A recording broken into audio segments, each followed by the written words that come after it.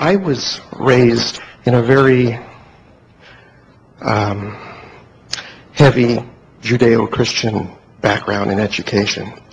And I was programmed to believe about God and about Jesus and salvation. And what were you programmed to believe? That if you don't accept Christ as your Savior, there is no salvation in the next life. Well, now let's soften that so that it feels better to you. Okay. Interesting that in the room just now, Jerry pulled a Bible from the drawer and just opened it. And Jesus said, "Ask and it will be given." And Jerry said, "This sounds very familiar."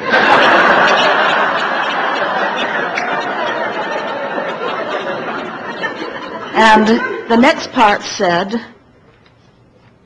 "As you see it and believe it, it will be." And Jerry said, "That too sounds familiar." In other words, do not take this whole clump of anything and call it one thing or another. Sift through it and find that which resonates with the depths of that which you are. We were talking earlier about symbols, and someone was talking about the mantra of gum. And we say all religions and so many methodologies have found points of focus for you to focus upon. And so it was said that this was someone who was connected, so much so that he too was a healer. So why not use a symbol like that of someone tuned in, tapped in, turned on as something that you too are wanting to achieve? And we agree, people do sort of get carried away with the rhetoric. It's true of every religion. Religions gravitate so far from where they started. But there isn't anything wrong with you identifying the essence of that and holding onto it. We see many, many people in many different religions closing their vibrational gap. In other words, their life is causing them to want, and their religion causes them to believe. And so there is nothing wrong with religion, and there is nothing wrong with that religion. But guidance outside of you can never replace guidance within you. And in fact, if you are really listening to what Jesus and so many others had to say, that was their dominant message. That kingdom of heaven that you are seeking is within. Now, we don't know how they got to the place that they're at. In other words, we agree that there are a whole lot of people who profess that as their religion who are very far from being connected to source energy. You can tell that because they don't feel good. Anyone who is angry in their religion isn't living it. Yes, I see. But we don't want you to describe yourself as a recovering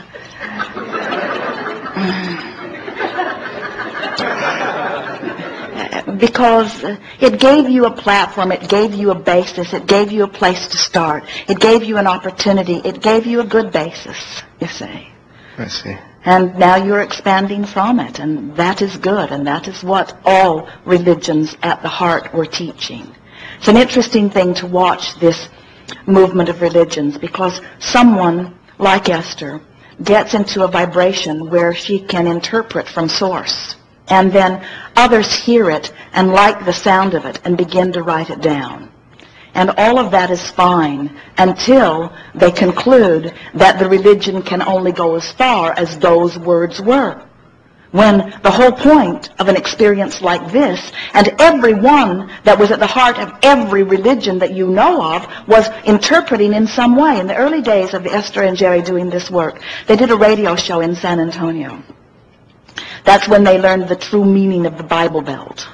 because the radio interviewer was not really having anything about them. How they ended up on the show is still a mystery to them.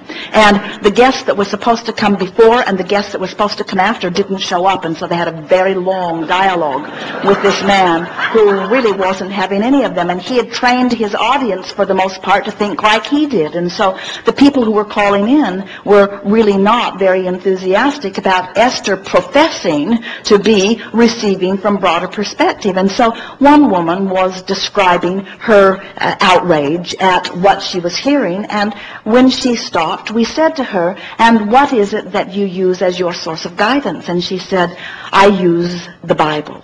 And we said, "We have heard that it is a very good book," which annoyed her. And then we said to her, "And how is it that that book has come to be?" And she said, "It came from God." And we said, "And in what way was it translated or interpreted?" In other words, how did it get from God to paper? How did it get from God to words? Someone received it and interpreted it. And do you know that woman had never thought about that? She had never thought about that. It had never occurred to her to think about that. All she knew for sure was that nobody ought to be now speaking from non-physical energy. Nobody ought to be professing that they speak from God, because God stopped speaking the day that book was finished.